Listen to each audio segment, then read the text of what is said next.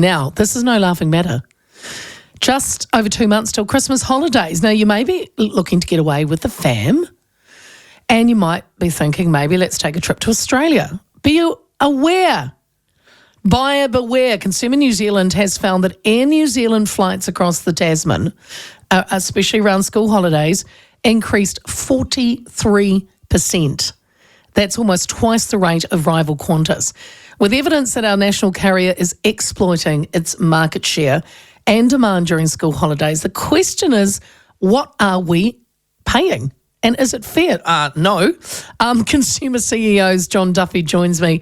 John, good afternoon. Good afternoon. How's it going? It's great to talk to you again, John. Before we move into Air New Zealand, does fruit belong on meat? Big question. I'm an outlier. Based on your intro, I quite like a bit of pineapple on my pizza, which might make me a sociopath, but controversial. I'm into it. I don't like that. I don't like the apricot one though. The apricot chicken can go. Leave that. Definitely. Good to know. Oh well, John, it's been great talking. No, look, let's move on because this enraged me when I read this because I'm more and more getting a real hump with Air New Zealand, and Stats NZ data showed that the cost of travel, international air travel, has increased by 50% since 2019. With the increase was due to several factors, COVID-19, inflation, blah, blah. But surely, why are we still seeing these increases that you've found, especially around holidays, of 43% or up to 50%? Yeah, well, even worse. I mean, the worst example we found was 167%. And what we're interested in is two things. Firstly, the difference between term time and school holiday time. What is the increase from one to the other? So we know the laws of supply and demand dictate that when demand gets high and supply is static, prices will probably go up. Yeah. So we're interested in when that occurs, but then, in addition to comparing term time to school holiday times, what's happening between Air New Zealand and Qantas, and do we see the same levels of price increases between the two? Basically they're the two main players, Trans-Tasman. And, what we've uncovered tracking over 600 flights for a period of 18 weeks and basing our analysis on 2 adults and 2 kids flying return to Aussie from Christchurch, Wellington or Auckland to either Melbourne or Brisbane. Right. On average, Air New Zealand's prices increase 43% between term time and school holidays, whereas with Qantas, we only see a 24% increase. Okay. And the question is, why? Why are the Australian company doing better by New Zealand travellers than our national carrier? And we haven't really got a good answer for that, to be honest. And because they can, seems to be the answer. Because they can. And I want to circle back. You said the most egregious instance that you found, and I have to tell the listeners this, was an increase of 167%. And that was the cost of 4 tickets for 4 from Christchurch, booked 2 weeks out from departure, rose to just over 9,000. 3 weeks earlier, flights booked 2 weeks out cost 3,378, so that was an increase of 167%. It's phenomenal. And then you go for the exact same flights analysed for the same period. Qantas's fares only increased by 7% for the equivalent flights. Can we take a look closer at home? Also, a consumer investigation into domestic flights found dynamic pricing can increase the price of the same ticket, let's say from Auckland to Dunedin, by up to 4 times as much. Now, the excuse from Air New Zealand says that demand pricing is not unique to the airline industry. I mean, can you explain dynamic pricing, and is that an excuse? Yeah, great question. So dynamic pricing, listeners will be familiar with it with tickets. To gigs, yeah.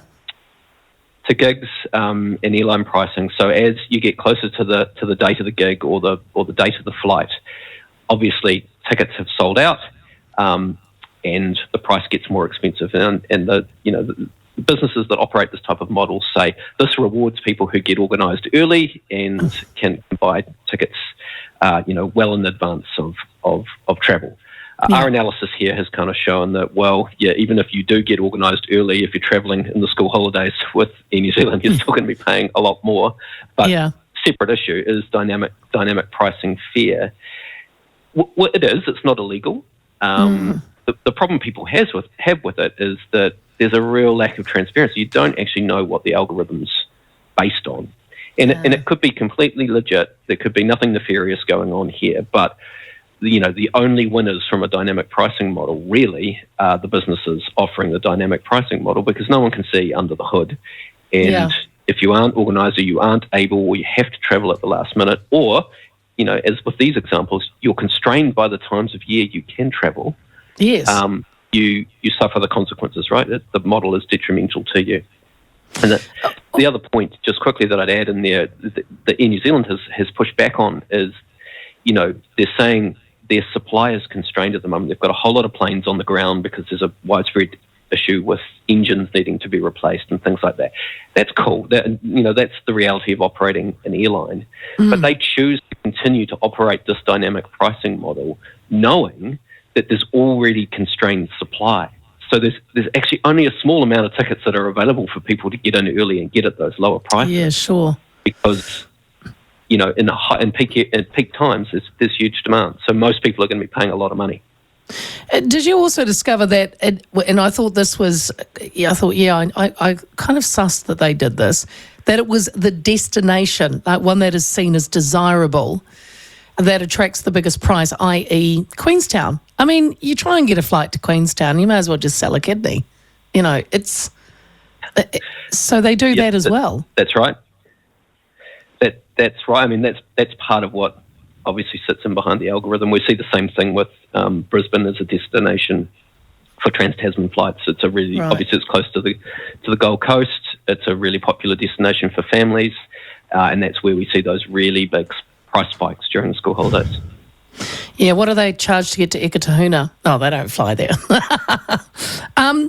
I just wanted to give another example for the listeners. So Air New Zealand flights were on average 34% more expensive than Qantas flights during the holidays. So on average, our national carrier was said $478 or 16% expensive to fly with at any time. So, and I suppose it's really a question that you can't answer, but what can really consumers do, John? I mean, if I booked Queenstown 18 months from now, can I even go that forward? Am I still going to be paying a lot of money? I mean, besides getting in early, what can we do? Yeah, not a lot, because, we have one of the least competitive aviation markets in the world. So it's not like you can take your dollar elsewhere and get an equivalent flight with other providers. And domestically, Air New Zealand has a monopoly on a number of routes, right? There's only certain routes where they're competing with Jetstar for an equivalent kind of jet flight, the main trunk line. So where you have, all of these competition red flags, where you've got someone with a dominant position like Air New Zealand, you've got high prices, you've got the on-time statistics that are coming through show you've got declining service levels. We think actually the aviation industry is ripe for a Commerce Commission market study, just like we've seen with other low competition sectors like the supermarkets and the banks and fuel. Right. Yeah. So that we can actually get to the bottom of what the market dynamics are, because there's a lot of smoke and mirrors. You ask Air New Zealand questions, sometimes they answer, sometimes they put up a kind of commercial sensitivity block in the way of actually answering questions. So having someone like the Commerce Commission that can actually use its inquiry powers to dig in and get the truth and then make recommendations back to government, which again is a significant shareholder in Air New Zealand. So when we have to keep that in mind as well, right? We have an odd aviation market here in New Zealand. It functions weirdly. Having the Commerce Commission able to have a really good look at things and then make some recommendations about how we could increase competition would be really useful, we think.